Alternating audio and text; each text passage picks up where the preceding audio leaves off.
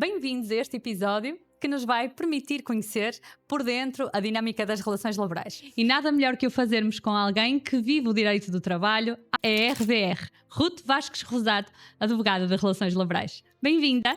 Olá, obrigada pelo convite. É uma honra muito grande estar aqui contigo, a partilhar este espaço e aproveitar para te dar os parabéns pelas iniciativas que tens tido muito de obrigada. forma tão genuína e tão interessante passares este conhecimento a todos aqueles que te ouvem e que te seguem. Isto é de facto uma generosidade muito grande da tua parte. Muito obrigada, Ruth. Não estava à espera, confesso.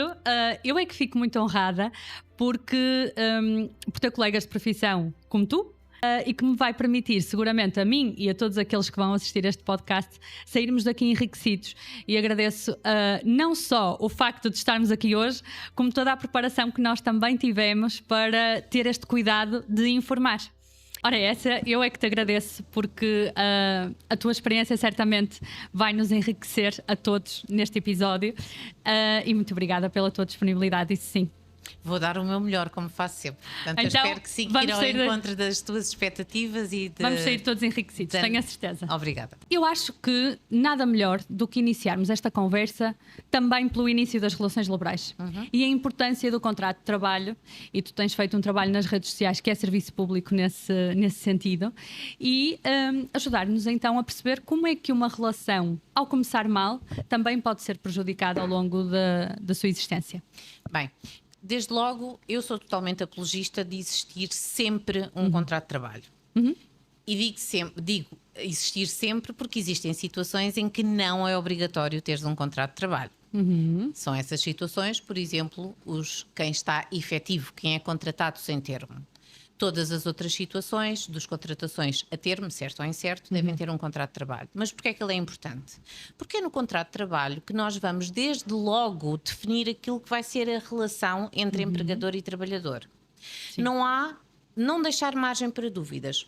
Exemplo, se por exemplo o trabalho suplementar a existir vai ser pago de acordo com o Código de Trabalho, ou se fica acordado um valor diferente, que seja superior e que não prejudique. Outro exemplo, pagamento de subsídio de férias e de Natal nos chamados duodécimos. Sim. Como é que o trabalhador consente que seja feita naqueles que pode consentir, não é? Claro. Como é que ele consente que seja feito? Exatamente em 12 meses, 50% em duodécimos e os outros 50% pagos. Como? Fazer logo um acordo relativamente a pelo menos ser por hipótese, é imprescindível para mim ter sempre um período de férias que seja nesta altura. Isto não é o comum. Exato. Mas o contrato de trabalho pode permitir que tudo isto fique consignado, assim como tudo o que faz parte da retribuição daquele trabalhador. Sim. Falamos de ordenado base, falamos de subsídio de alimentação, como é que ele é pago, falamos de, por exemplo, seguro de capitalização, quilómetros, tudo. Cartão Galp Frota, passa publicidade, não é? Sim. Mas aceito o patrocínio, estou a brincar. aceitamos todos, não é? Com os quilómetros que nós Sim. temos na nossa vida profissional, bem que precisávamos desse patrocínio. Mas o contrato de trabalho é fundamental e determinante para isso. Depois existem situações em que o contrato de trabalho é efetivamente obrigatório. Certo. E sendo obrigatório, não só por estar reduzido a escrito, mas porque o próprio Código de Trabalho obriga a que determinadas informações constem dos contratos. Okay. Depois isto é um ponto de partida para avaliarmos o quê?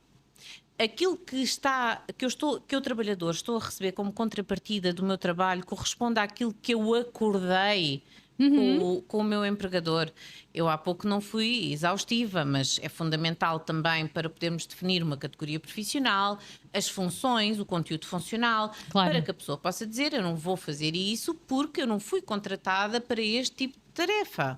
Portanto, depois... Mas há aquelas relações que a categoria profissional eu faço tudo, não é?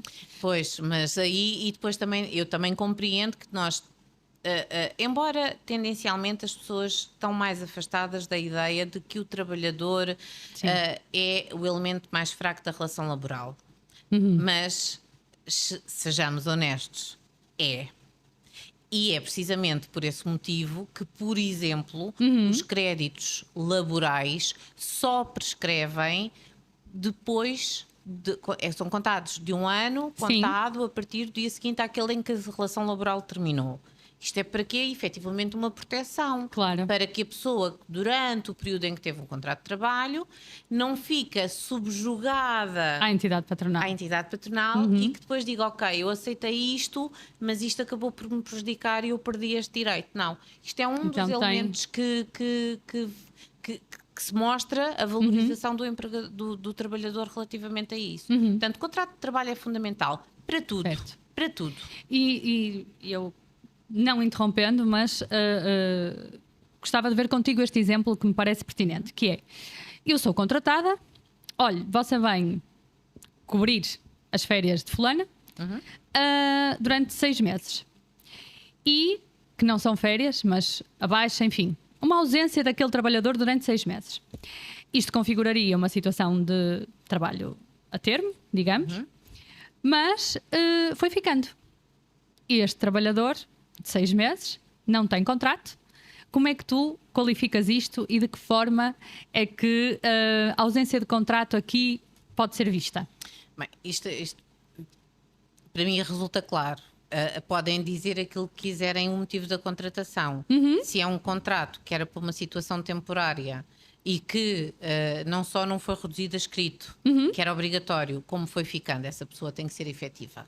Okay. E se o empregador não reconhecer que é efetiva, essa pessoa tem que socorrer dos tribunais, como existem as pendências, as milhares de pendências, e o que é, e o que não é, não é. Um trabalhador que é contratado a termo, certo ou incerto, para substituir, por exemplo, diretamente alguém que está impossibilitado de trabalhar. Desde logo, se esse contrato não é reduzido a escrito, nós estamos perante uma contratação de alguém sem termo efetivo. Se, por outro lado, essa pessoa até tinha um contrato de trabalho a termo e que o motivo até estava correto e não é discutível, mas foi ficando e ficou mais do que aqueles dias que até podemos aceitar como idóneos para a passagem de trabalho entre um trabalhador que, entretanto, regressou, o trabalhador substituído, e se aquele que o foi substituir foi ficando, essa pessoa também é efetiva. E depois assistimos à precariedade das relações laborais. Em que momento? Em vários, mas neste caso quando? Quando o empregador dispensa esta pessoa e de forma ilegal, não é? Porque mas eu acredito que as pessoas não saibam que isso é ilegal. E deixam-se... Sim, porque as pessoas não estão agarradas à questão do calendário, não estão agarradas à questão passou um dia, 2, 15 e então já não me podia mandar embora. Mas um empregador que aproveita aquele trabalhador para além do termo que estava posto no contrato e depois lembra-se, vou fazer cessar e envio uma comunicação de caducidade. Essa comunicação de caducidade não é nada mais, nada menos do que um despedimento ilícito. Porque aquela pessoa estava efetiva. E se aquela pessoa estava efetiva, aquela pessoa não podia estar a receber uma comunicação destas para fazer terminar o contrato de trabalho. E depois aqui começa uma série de situações. As pessoas tinham expectativas que até ficavam, ou até não tiveram a informação ao seu alcance, seja por recurso, seja mesmo por não ter esse feitio, não procurou ajuda, não procurou apoio, a pessoa acaba por ficar prejudicada, ou porque não lhe apuram o fecho de contas está mal feito, ou porque, neste caso, teria direito a ser indenizado. E isto faz com que as pessoas... que até podiam, de forma legítima, perfeitamente legal, poderem levar um pouco mais do que aquilo que era o seu vencimento, não o fazem. E fala-se, nos dias de hoje fala-se muito na falta de literacia financeira. Sim. Mas a falta de literacia jurídica naquilo que é elementar é altamente lesiva dos direitos dos trabalhadores e dos empregadores. Sim. E do mundo em geral, não é? Porque nenhuma das nossas relações, seja laboral ou não, se rege sem o direito, não é? O direito está em todo lado. E eu acredito que muitas das vezes, e por isso te fiz esta pergunta em concreto, porque me lembrei também de uma situação de que tive conhecimento direto, eu acredito que as pessoas, os trabalhadores, por falta disto, por falta deste conhecimento, acabam por ficar em relações e permitam-me utilizar o termo, se calhar até abusivas, precisamente porque desconhecem os direitos que têm. Nós temos muitas pessoas em situações abusivas. E depois acabamos por entrar aqui num campo que Sim. nem sequer dá, só dá para mencionar agora, Sim. não dá sequer para aprofundar. Claro que sim. E estas relações altamente lesivas acabam por fazer crescer e aumentar aquilo que tem vindo a ser o chamado burnout, as relações de assédio laboral, Sim. as relações em que as pessoas acabam por efetivamente se sujeitar e toda a vida se sujeitaram porque precisam dos empregos. Claro que sim. E depois existe, embora esteja completamente presente no Código de Trabalho, a proibição de assédio laboral, etc, etc, o que é facto é que é muito difícil de provar. Claro que E sim. as pessoas, até muito por a falta de acreditarem e a falta de apoio, Sim. sujeitam-se. E Claro. isso faz caí-los numa degradação laboral muito grande. E as pessoas acabam por se despedir. Pois, desistem, não é? Desistem. Quando a solução devia de ser procurar ajuda. E eu não digo só profissionais jurídicos. Um pouquinho de tudo o que faz parte. A ACT, situações que se enquadrem a CIT, o Tribunal de Trabalho. Claro que estão aqui para ajudar Estão também. para ajudar também. Sim. Saímos aqui um bocadinho do texto, mas não é texto nenhum, mas saímos aqui um bocadinho desta relação do direito enquanto contrato e a sua essencialidade. Que mostra a fragilidade que é uma relação Sim, laboral, não é? Sim, que são bastante frágeis quando realmente existem. Mas eu acredito que também o tecido empresarial está a mudar as suas relações com os trabalhadores. Eu tenho clientes empresas, embora eu no Instagram me apresente como uma comunicação voltada para aqueles que são os trabalhadores, o direito de trabalho é igual para ambos os lados, não é? Claro. Portanto, eu, como profissional que sou, eu não tenho um objetor de consciência dizendo que só defendo trabalhadores ou só defendo empregadores. Claro. Eu tenho clientes empregadores que são... eu tenho muito orgulho nesses clientes.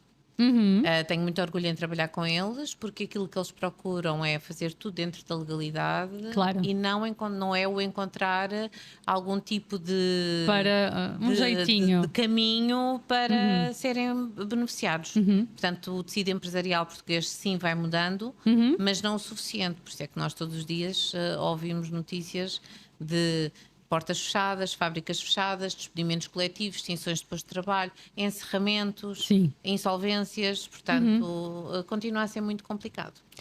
Pegando aqui, mais uma vez, fugindo daquele alcance, queria-te fazer esta pergunta direta, aproveitando aqui esta tua última frase relativamente aos empregadores. Quão é importante, não na perspectiva do trabalhador, mas quão é importante um empregador também estar assessorado deste ponto de vista na celebração dos contratos na sua própria empresa, por exemplo?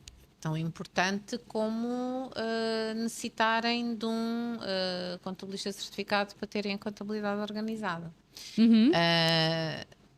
Por vezes é arrepiante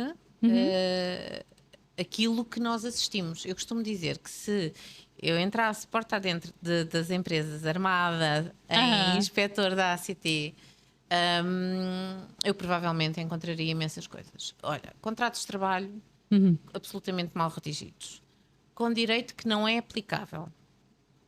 Porque as pessoas hoje em dia acham que o ChatGPT ou o Google é um recurso facílimo para poderem ter os documentos. Permite-me só corrigir-te. Dr. Google e Dr. ChatGPT. Sim.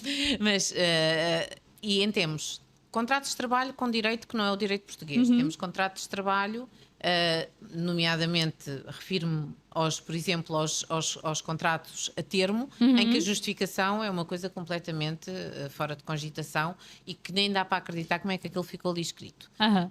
Temos empregadores que fazem descontos excessivos no vencimento dos trabalhadores. Um exemplo. Sim. Um empregador que tenha uma situação em que um trabalhador pediu um empréstimo. Sim. Que é possível. E isto faz muito... Isto é mais frequente do que devia, até porque os trabalhadores pedirem empréstimos às empresas? Sim. Ou porque pedem os subsídios adiantados, ou porque pedem mesmo algum valor adiantado, porque... Por exemplo, recordo-me de situações em que um determinado trabalhador foi forçado a mudar de casa e, arrendando a casa, teve que pagar rendas e caução e cauções. Sim. E não dispunha desse dinheiro todo. Portanto, e o empregador mostrou-se disponível para poder fazer esse empréstimo. Depois, um empregador que não saiba, se o trabalhador disser, olha, depois descontas-me, por exemplo, 200 ou 300 euros ou 500 euros, o que seja, do meu vencimento. Isto não pode. Não pode, porque o Código de Trabalho diz que não se pode descontar um valor superior a um sexto, não é? Ok. E então temos aqui uma impossibilidade e depois um empregador que não saiba desconta. Outra situação, o empregador que está quer despedir alguém com fundamento em justa causa. Certo. Perfeitamente legítimo. É um dos mecanismos que tem e tem que avaliar se aquele comportamento efetivamente enquadra um despedimento com fundamento em justa causa. Os processos disciplinares, quase todos, são mal instruídos. Claro. E nós temos alguém que tem toda a razão do mundo, mas como a nível de processo disciplinar aquilo ficou mal feito, aquele trabalhador muito provavelmente chega a tribunal e vai ganhar aquele processo. Porquê? Porque o juiz, antes de olhar para aquilo que é para o mérito da decisão do despedimento, antes de espreitar lá para dentro e dizer tu foste efetivamente bem despedido, fica impedido por fazer isso porque processualmente os autos da instrução, as formalidades, as não é? formalidades mandam aquilo ao ar, permitam-me este português mais fácil e corrente. Portanto, um empregador que não tenha apoio e nos dias de hoje a informação está tão disponível para o empregador como para o trabalhar. Claro. Mas é mais fácil ao trabalhador lançar mão de ajudas externas, claro, advogado, ACT, Tribunal de Trabalho, do que o empregador. claro. Porquê? Porque o trabalhador normalmente, quando atua em reação. E o empregador, por sua vez, tem a iniciativa de vai provocar aquela ação. Exato. Portanto, se esta ação estiver mal alicerçada, mal fundamentada, mal documentada, isto vai ter um desfecho muito mau. E depois isto também prejudica as empresas. Naturalmente. Porque as empresas acabam por estar... Empresas, empregadores, não é? Porque também temos empresários que não têm empresa. Mas acaba por prejudicar os empregadores porque também não estão bem defendidos. Claro. E acabam por pagar muito mais do que aquilo que deviam. Portanto, E acaba por ser fundamental, não é? É fundamental. É fundamental. Não é puxar a brasa à nossa sardinha. Não, mas é a realidade. Mas é com aquilo que lidamos. Portanto, é fundamental, não é? Isto recorda-me também uma questão que é, nós estamos a falar e iniciamos realmente por esta essencialidade do contrato, estamos a avançar nesta perspectiva que é a essência, ou essencialidade, permite-me, da assessoria jurídica. E agora eu queria perceber contigo, no âmbito desta relação, e vamos partir do pressuposto que é uma relação bem estruturada, empregador, funcionário, tudo direitinho, mas estamos durante este período, e eu gosto muito de uma expressão que tu utilizaste, que é a relação laboral é uma árvore. E digamos que nós estamos aqui cimentados nesta raiz que é a relação laboral, mas existem todos os ramos que nos vão permitir perceber quais são as vicissitudes e o desenrolar desta relação laboral. Disse bem? Disseste perfeito. Perfeito. Estava-me a ouvir. E então, o que eu queria agora perceber contigo são quais são, por exemplo, vicissitudes que esta relação pode ter, e eu recordo-me de duas que para mim são bastante importantes, que está relacionado com a questão do recibo de vencimento e da importância que este documento tem depois para o trabalhador. E se calhar começávamos por aqui, no sentido de perceber a importância deste documento e o que é que deverá eventualmente lá constar, por exemplo, num acidente de trabalho. Olha, um recibo de vencimento tem que ter lá tudo o que justifica aquilo que é pago ao trabalhador. Ok. E não tem que ser numa linguagem não acessível. Pelo contrário, tem de estar de forma explicada, que um trabalhador possa olhar para aquele recibo e possa compreender porque é que, por exemplo, não recebeu o salário todo.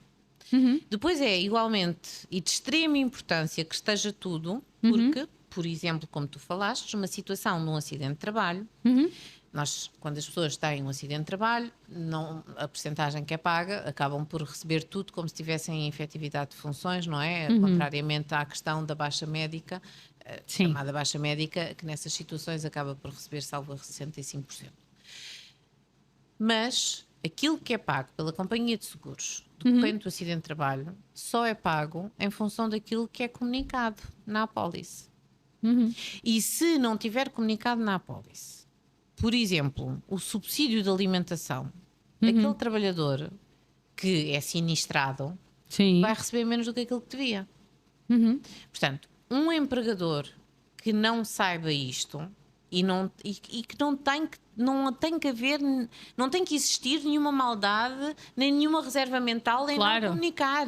Muitas das vezes é por puro desconhecimento. Portanto, é fundamental que o recibo de vencimento seja perceptível, contenha tudo o que é pago ao trabalhador e, claro, a Marta, podes-me dizer, Ruth, mas também na nossa profissão sabemos que há muitas pessoas que acabam por receber coisas que não estão no recibo. Pois, mas isso é mau para toda a gente. Primeiro, porque se todos contribuíssemos, todos contribuíamos menos. Mas isto... Partilho, subscrevo. Sim. Depois, porque só aquilo que existe e documentado é que nós mais facilmente podemos fazer prova dele, isto do ponto de vista do trabalhador.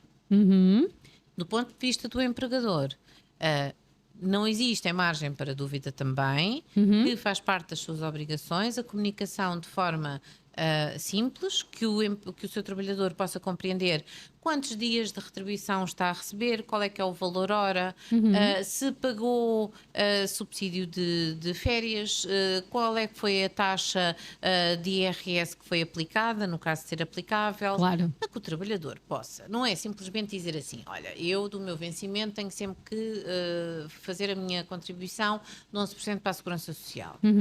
Mas o trabalhador tem que olhar para o recibo e tem que ver que aquele valor de X corresponde exatamente aos 11% do seu vencimento. Portanto, não é Ao calha. Portanto, é fundamental, é um documento. Eu sou totalmente apologista de tudo o que é documentação. Contrato de trabalho, recibo de vencimento, as relações têm que ser transparentes, tem que se entender, tem que se perceber. Um recibo de vencimento com trabalho suplementar.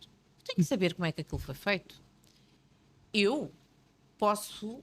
por ir descartando possibilidades, porque sei qual seria a fórmula que estava ali na gênese, não é? Daquela questão. Mas o comum trabalhador não sabe. O trabalhador tem que olhar, entender e tem que poder de forma simples fazer aquela conta e entender que o seu recibo efetivamente está certo com aquilo que recebeu. E também alertar que esta história do não me pediste o recibo, eu não te dei, isso não existe. Isto é uma obrigação da empregadora, não é? Portanto, mas é uma obrigação mensal. Então faz o pagamento, tem o recibo, tem que emitir, não é? É tão obrigação como, vamos repetir todos juntos, se um contrato de trabalho terminar, o apuramento dos créditos salariais e o pagamento ao trabalhador tem que ser feito no último dia de contrato. Não é, eu tenho 30 dias para pagar, ou não, eu vou aproveitar. Eu vou-lhe pagar daqui a 2 meses. Vou-lhe pagar daqui por 30 dias, ou vou pagar, isto aconteceu no início do mês, não, eu não vou processar o seu salário sozinho, portanto eu vou esperar pelo resto do processamento salarial. Isto não é assim, não é isto que diz o Código de Trabalho. O Código de Trabalho é que, cessando a relação laboral, tem que ser colocada à disposição do trabalhador a quantia que lhe é devida. Tudo isto junto. A falta de pagamento atempado, contas mal feitas, descontos superiores, gera aquilo que tu tão bem tens tentado divulgar de forma a ser combatido, não é? Que é a grande dificuldade financeira, porque tudo isto tem impacto na vida dos trabalhadores. Diretamente no trabalhador. Sim. Uma das outras questões que eu gostava e E pegando neste teu último exemplo, e nós estamos a gravar isto numa altura em que está muito em voga, como é que se processam os pagamentos quando existe, por exemplo, aquela questão das horas de amamentação? Como é que se processam as faltas também? Como é que isso tem que vir refletido no próprio recibo? Como é que quem nos está a ver vai compreender isto e vai saber exatamente aquilo que está a receber? Bem, neste momento em que estamos a gravar, isto é um tema fraturante da nossa sociedade. Estão a ser mobilizadas imensas iniciativas e petições para que a questão da amamentação não seja tocada, porque não quero criar nenhum tipo de discurso que seja político neste teu espaço, mas a amamentação é exclusivamente uma escolha da mãe e das famílias. Ninguém pode ter qualquer tipo de intervenção nessa decisão. Claro. Coisa diferente. Coisa diferente é ser o empregador a suportar as horas de ausência e por quanto tempo. Neste momento em que estamos a gravar, e acredito que quando sair para o ar ainda vai estar na mesma, a mulher que amamenta não tem limite temporal para beneficiar dessas horas. Ok. Significa que, desde que comprove que amamenta, tem direito a uma redução de horário de 2 horas, que pode ser 1 hora à entrada, 1 hora à saída, pode acordar com o empregador que sejam as 2 à entrada, as 2 horas à saída, ou o que seja. A pedra de toque nesta questão é que, independentemente do tempo da amamentação, são os empregadores que têm que pagar. Ok. Um recibo de vencimento disto não reflete nada. Ok. Porque aquelas 2 horas de ausência diária não têm qualquer tipo de afetação na sua retribuição. Aquela mãe continua a receber o mesmíssimo vencimento que recebia anteriormente. Então, se porventura existir um prémio por assiduidade ou alguma outra atribuição por parte da entidade empregadora a todos os funcionários, esta mãe pode vê-lo reduzido, por exemplo? Não, legalmente não. Temos assistido muito a esta situação, quer a todos e quaisquer trabalhadores que gozem de um direito. Exemplos. Pais e mães que exerceram o seu direito a estar em casa com os seus filhos, licença parental. Seja a inicial, seja a alargada. Trabalhadores sustentantes. Mães que amamentam. Os empregadores têm vindo a utilizar esse argumento para: eu não vou pagar o subprémio de assiduidade ou o prémio de produtividade porque tu não estiveste cá a mesma quantidade de horas que os outros tiveram. E então, como tu não tiveste, eu não te posso dar, por exemplo, este aumento, ou não te posso dar este prémio de produtividade. E isto é ilegal. Porquê? Ok. É ilegal da forma como nós estamos a retratar a situação. Porquê? Porque o exercício destes direitos não podem nunca prejudicar o trabalhador. E o que temos assistido é que sim. Mas esse argumento não pode valer. Porque nós temos um direito que está completamente consolidado e que é permitido o exercício desse direito, e por outro lado temos alguém que, dentro daquilo que é o seu período de trabalho, as suas horas de trabalho, produz. Aquela pessoa contribui altamente para a força de trabalho e para a produção de trabalho daquele empregador. Portanto, naquilo que é o desempenho das suas funções, aquela pessoa tem mérito. Se me disserem eu não atribuo prémio de produtividade por outro motivo qualquer, claro, agora esta discriminação pelo exercício dos seus direitos, isto é que não pode. Okay. Mas estamos a assistir a isto. Sim, eu recordo-me e por isso te fiz esta pergunta, precisamente porque eu acho que é um tema que deveria gerar algum alerta, porque voltamos, eu acho que isto acaba por ser uma pescadinha de rabo na boca, no sentido de que voltamos ao mesmo, as pessoas desconhecem e, como desconhecem o exercício dos direitos que têm, depois também não os fazem valer em alturas como esta. Tem sido um grande... Nós assistimos sempre a atropelos. Atropelos naquilo que é a lesão direta dos direitos dos trabalhadores. Eu volto a dizer que existem empregadores excepcionais. mas a quantidade de pendências que nós temos nos tribunais de trabalho representam ou porque os créditos não foram pagos, ou porque as pessoas foram mal despedidas, ou porque as pessoas foram mal penalizadas, erradamente penalizadas, uma sanção que não tem que ser o despedimento, outra qualquer, com a perda de retribuição, com a perda de dias de férias. Portanto, isto é fruto de um erro que tem que nascer de algum lado, e neste caso falamos do empregador. Não é? Mas não vamos relativizar e não vamos dizer que todos os empregadores... Claro que sim. Isto não é sinónimo que os empregadores sejam todos maus, porque não são. Mas também tu, não é? Com aquilo que falamos... Sim. Somos amigas, damos-nos bem e conversamos muito também sobre aquilo que são as nossas experiências profissionais. Tu também é uma coisa que acabas por... Que às vezes me relatas e que eu sou a própria que digo. Marta, isso é completamente despropositado o que fizeram essas duas, carinhosamente, essas duas pessoas que hoje te vêm abraços com estes problemas de recuperação financeira. Não é? Eu acho que, não vamos ser hipócritas, a maioria das pessoas em Portugal não tem um emprego a não ser por conta de outrem. E, portanto, é aqui que nasce... na minha perspectiva e com a minha experiência, é aqui que nascem os principais problemas, porque quem está numa situação de endividamento e de sobrecarga, qualquer reflexo menos positivo por parte da entidade patronal acaba por aumentar a sua taxa de esforço. E naturalmente há aqui uma interligação depois com a parte financeira. É o que é. Eu sinto muito... ainda há poucos dias, quando falávamos a propósito de uma situação tua, e de facto concluímos as duas, não é? Não encontramos, não descobrimos a pólvora, mas comentávamos que as situações de salários em atraso, as situações da falta de pagamento de salários, a circunstância de os trabalhadores não reagirem. Por exemplo, um trabalhador que tenha um vencimento em atraso, o que é que ele pode fazer? Pode suspender o contrato de trabalho. Adorei esta parte, porque era a pergunta que eu tinha a fazer. Adorei. Podes continuar. Foi telepatia. Sim. Pode suspender o contrato de trabalho, não é? E pedir essas prestações à Segurança Social, ou então pode despedir-se com fundamento em justa causa. Eu não estou a ser rigorosa nos termos exatamente. Claro, naturalmente. Estou a comunicar de forma que... Nós estamos a falar abstrato. Em abstrato, não é? Embora tenhamos aqui outros colegas nossos que provavelmente assistem, mas isto é para ser uma linguagem que seja acessível com todo o respeito. Que todos consigam... Este videocast não tem por objeto ser para outros profissionais.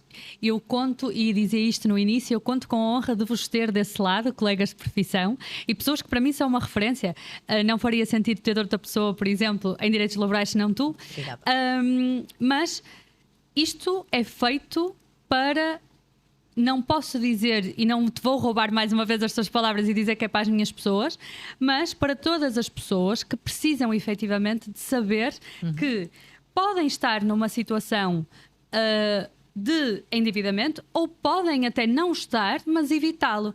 E só se evita isso através do conhecimento. Por isso, agradeço imenso que tu tenhas este cuidado de falar não para profissionais, porque, com todo o respeito, isto também não é para os nossos colegas, que eu tenho a certeza que sabem muito, mas sim para o consumidor. Mas que subscrevo e relativamente às situações que estávamos agora a conversar, referir, sim.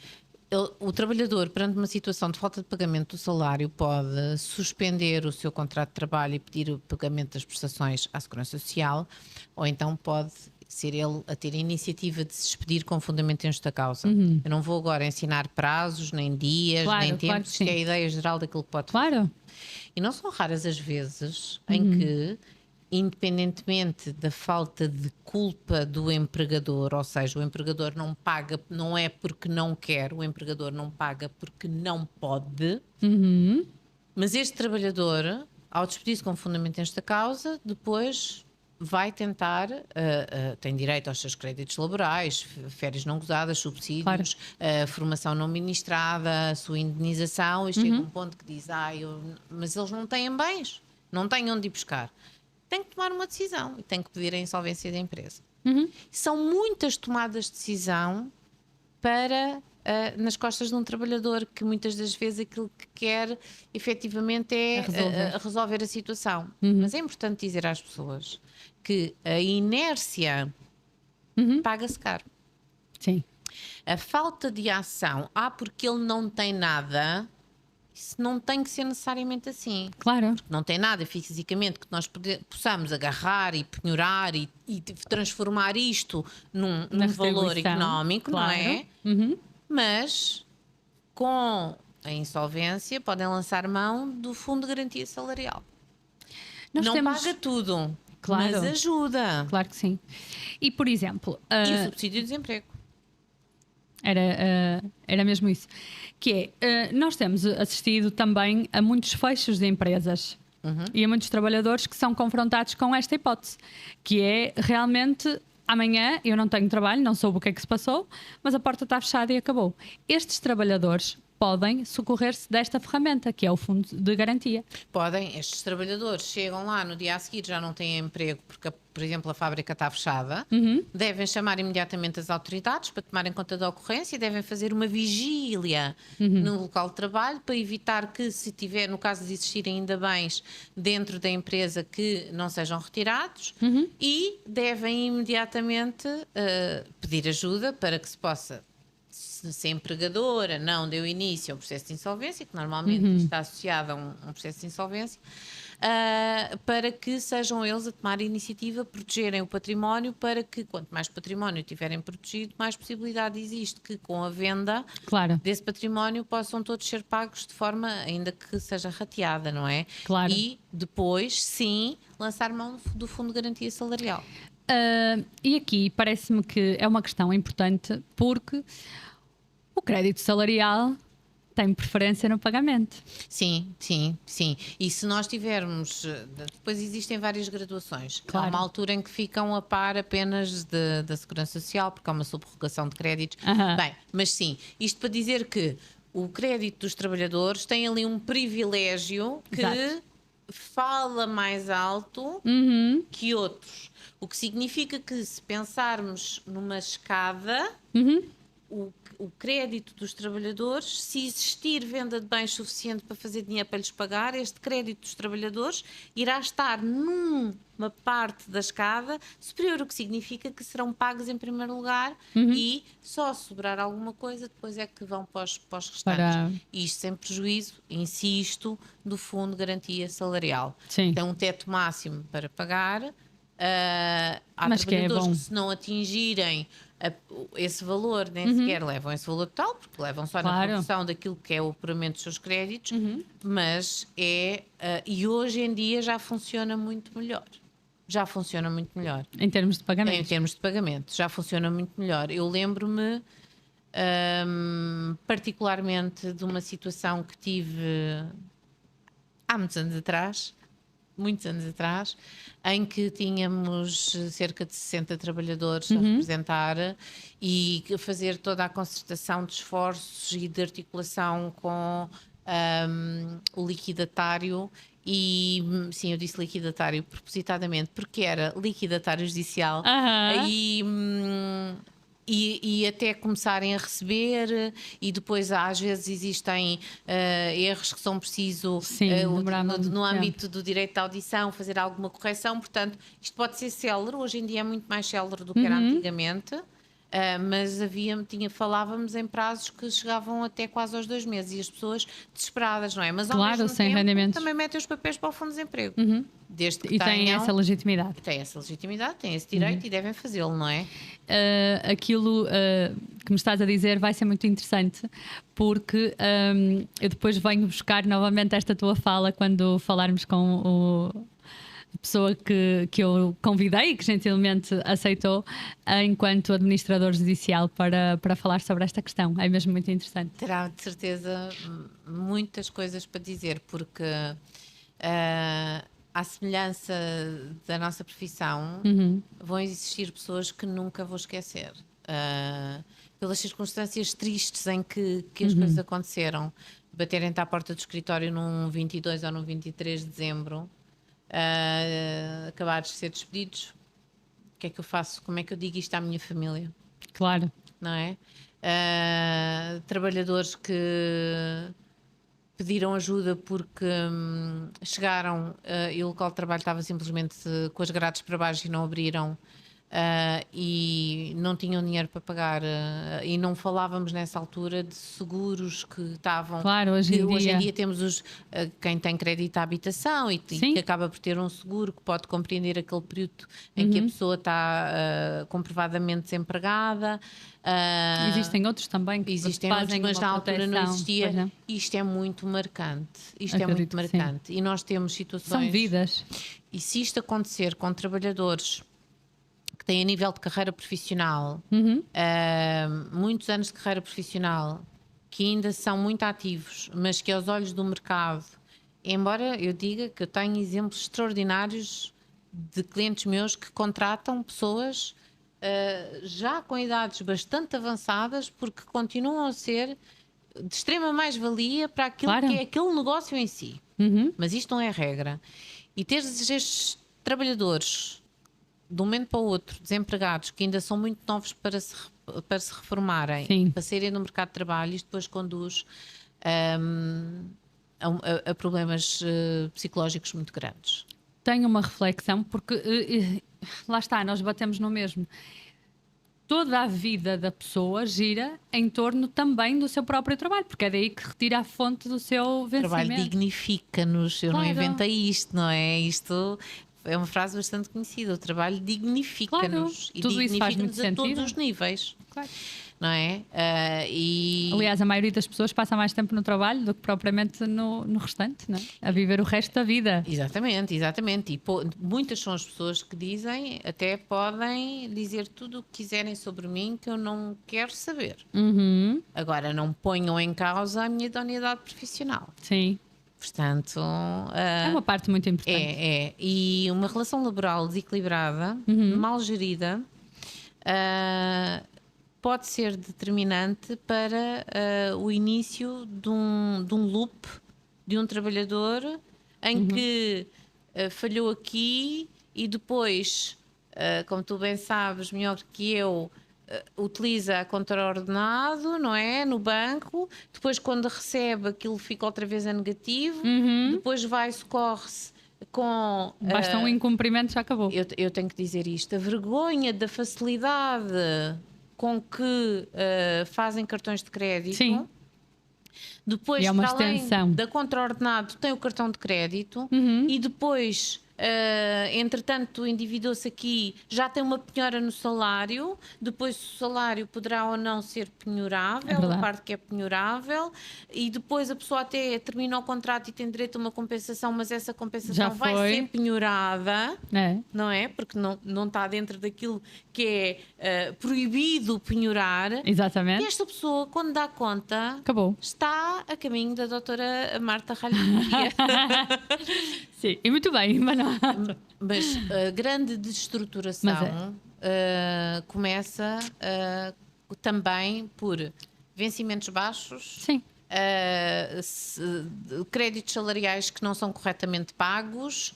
Eu tive, desculpa te interromper, mas eu tive, e agora pegando neste teu exemplo, eu tive situações no escritório em que nós estávamos a falar com pessoas que tinham créditos salariais, mas como tinham uma penhora de vencimento, não vale a pena.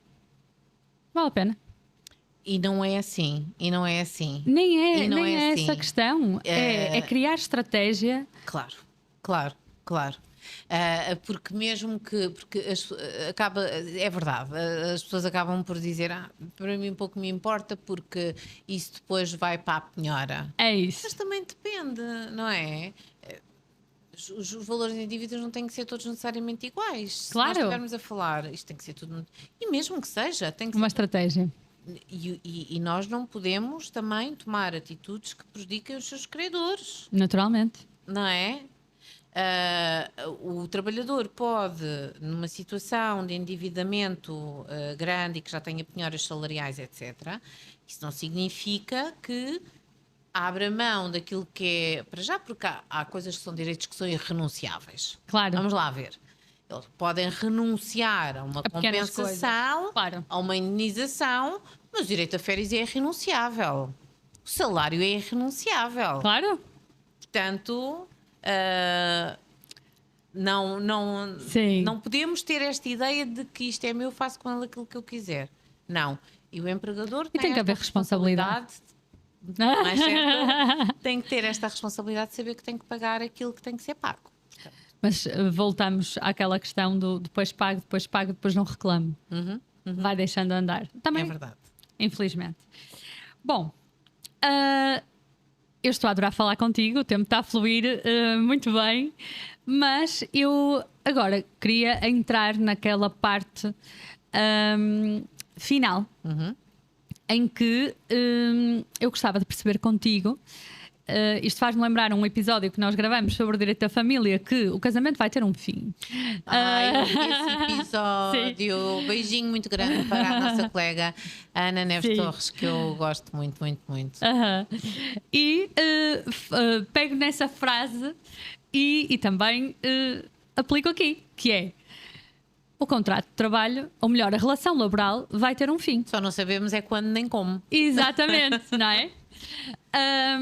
Fala-nos da tua experiência, dá-nos 2 exemplos do término da relação laboral que consideres importante e também, em jeito final não, mas aconselhando aqui quais são os pontos-chave que nesses 2 exemplos os trabalhadores deveriam reter para fazer valer os seus direitos. Muito bem, então, uma relação laboral termina ou por iniciativa do trabalhador, ou por iniciativa do empregador, ou porque o empregador faleceu, ou porque o empregador ou faleceu, se não for uma empresa, ou porque insolveu, não é? Mas as mais comuns são, efetivamente, ou os trabalhadores mudam de emprego, fazem cessar o seu contrato de trabalho, ou então os contratos terminam porque chegaram ao seu fim, são contratos a prazo, os contratos a termo, certo ou incerto, porque é menos frequente a questão dos despedimentos com fundamento em justa causa. Certo. Há aqui muito a ideia de que é muito difícil despedir. A questão é que pode-se despedir desde que existam motivos para esse despedimento. Claro. Portanto, o que é que eu gostava de ter aqui alguns pontos, não consigo dizer em 2 pontos, consigo sistematizar de outra forma. Quando nós estamos perante uma situação em que um trabalhador termina um contrato de trabalho, se esse terminar de contrato de trabalho foi porque quer mudar de emprego, já não quer trabalhar ali, não está subjacente a um motivo de justa causa, vamos afastar isso, é preciso que saiba que essa sua iniciativa faz com que não tenha direito a uma compensação pela caducidade. Ok? Também a falta de cumprimento do pré-aviso, daquele tempo que tinha que dar e que não deu, também faz com que possa haver diminuídos os seus créditos salariais, porque o empregador irá querendo, no final de apurar os créditos salariais que tem que pagar ao trabalhador, irá descontar a falta de pré-aviso que não foi cumprida. Quando um trabalhador tem motivos para se despedir, há pouco como falámos, por exemplo, a falta dos salários, o pagamento dos salários, etc., aí vai por esse caminho, não é? E tem fundamento para além disso, receber uma indenização.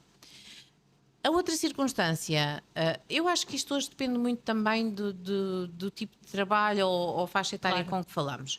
Porque tanto pode ser o empregador como pode ser o trabalhador a fazer cessar o contrato. Sempre que é o empregador que faz cessar o contrato, é preciso saber que está sempre associado uma questão de, se fez cessar o contrato, estamos perante um despedimento, uma colocação involuntária de despedimento. Claro. Se eu, empregador, termino o contrato com os meus empregados, com os meus colaboradores, eu estou a colocá-los numa situação involuntária de despedimento. Sim. Portanto, aqui está associado o quê? O pagamento de uma compensação. Se o contrato era a prazo, a termo certo e caducou naquela data, tem direito a uma compensação. Se o contrato era a termo incerto, fui contratado para aquela obra, não sei quando é que termina, mas chegou o momento em que ela terminou, comunicou-me isto, tenho direito a uma compensação. Ok. Extinguiram o meu posto de trabalho, tenho direito a uma compensação. Eu fui abrangido por um despedimento coletivo, direito a uma compensação. Eu fui de repente confrontado com a situação do encerramento da fábrica onde eu trabalhava, estou também involuntário, tenho direito a uma compensação. Portanto, estas situações são muito importantes e o alerta que eu deixo é: primeiro, não se conformem com aquilo que vos dizem que é. Saibam interpretar aquilo que está no recibo e saibam interpretar se aquilo que foi pago está corretamente pago. Eu tenho que deixar aqui este alerta. Os simuladores de entidades oficiais podem orientar, mas não fazem as contas adequadamente. Exemplo: quando termina um contrato e encontramos proporcionais de dias de férias, os dias de férias, quando os quantificamos em termos de pagamento, não tem correspondência com o mesmo valor do proporcional do subsídio de Natal. Se nós formos a esses simuladores, vai aparecer os valores todos iguais. Sim. Portanto, isto às vezes faz muita diferença, não é? Claro. Portanto, o alerta que eu faço é: se vocês trabalhadores foram colocados numa situação de despedimento involuntário, façam atenção, porque quase de certeza absoluta que têm associado o direito a uma compensação. Para além Eu iria dos créditos sugerir, salariais. se me permites, que o faças diretamente para quem nos assiste. Como eu faço no meu Terças Sem Tretas, não é? Então, aqui a pedido da minha querida Marta, o alerta que eu deixo para trabalhadores: se vocês forem colocados numa situação de despedimento involuntário, ou seja, o contrato termina não porque vocês quiseram, mas porque o empregador quis, façam muita atenção, porque associado a uma situação de despedimento involuntário estará uma compensação, seja ela maior ou menor, calculada de uma maneira ou de outra, que vai variar em função daquilo que é a situação concreta para o terminar do vosso contrato de trabalho.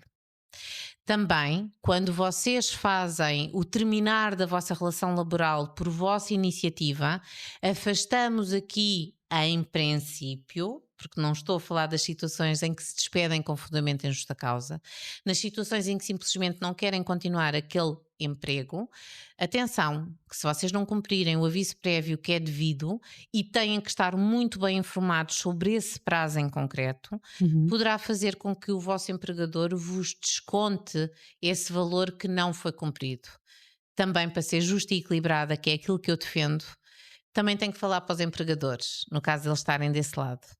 Empregadores, tenham a certeza de que aquilo que pagam aos vossos trabalhadores é aquilo que é de lei, aquilo que é correto. É muito mais fácil para vocês terem um acompanhamento preventivo, um acompanhamento que vos assegura aquilo que efetivamente tem que ser pago, do que depois terem que reagir, ainda que seja a concordarem, mas quando estão perante uma ação que foi proposta em tribunal, em que têm que, de alguma forma, comparecer acompanhado de um profissional, isso vai acarretar outros custos. Portanto, para vocês, lembrem-se, empregadores, uma advocacia preventiva está de certeza em sintonia e a acompanhar aquilo que é a vossa necessidade de respeitarem e de pagarem devidamente aos vossos trabalhadores. Acho que cumpri aquilo que tu querias, não era? Sim, era mesmo isso. Ruth, agradeço-te imenso este momento de conversa que nos proporcionaste. Tenho a certeza absoluta que outras vezes virão. E agora despeço-me de si, que nos ouviu durante este episódio, agradecendo a sua presença. E, mais uma vez, apelo a que subscreva o canal, partilhe, se assim o entender, com quem precisa de ouvir aqui os conselhos tão úteis da nossa Ruth. E, se gostou, então deixe o seu gosto no vídeo. Muito obrigada e até ao próximo episódio.